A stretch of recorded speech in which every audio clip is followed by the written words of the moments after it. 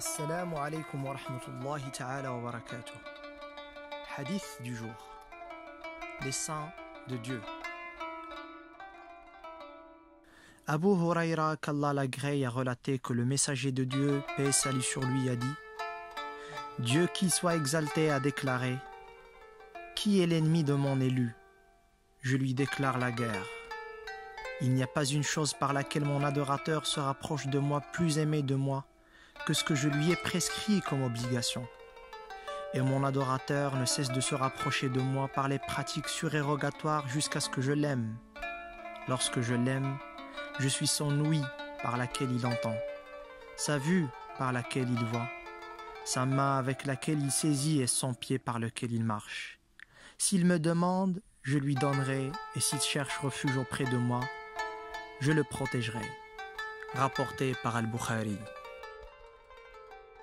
عن أبي هريرة رضي الله عنه قال قال رسول الله صلى الله عليه وسلم: إن الله تعالى قال: من عادى لي وليا فقد آذنته بالحرب وما تقرب إلي عبدي بشيء أحب إلي مما افترضته عليه ولا يزال عبدي يتقرب إلي بالنوافل حتى أحبه فإذا أحببته كنت سمعه الذي يسمع به وبصره الذي يبصر به ويده التي يبطش بها ورجله التي يمشي بها ولئن سألني لأعطينه ولئن استعاذني لأعيذنه.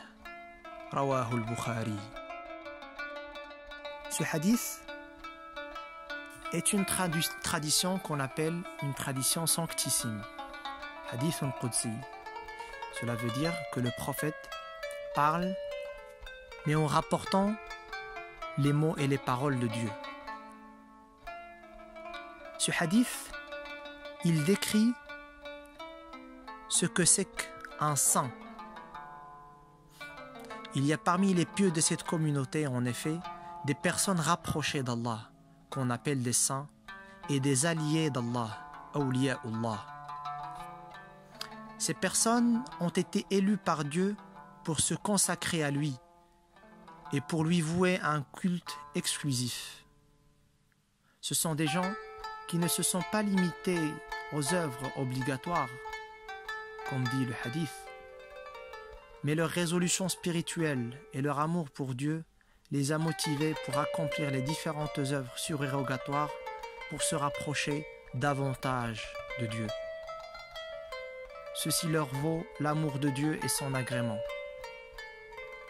Et quand ils sont aimés et agrémentés par Allah, ils deviennent soutenus par Allah dans toutes leurs actions. Quand ils voient par la lumière de Dieu. Quand ils écoutent parce que leur procure Dieu. Et quand ils marchent, ils le font par la force de Dieu. Ils deviennent ainsi ce que Allah appelle des hommes divins qui agissent par Allah et non par leur propre volonté, enchaînés par l'emprise de leur ego.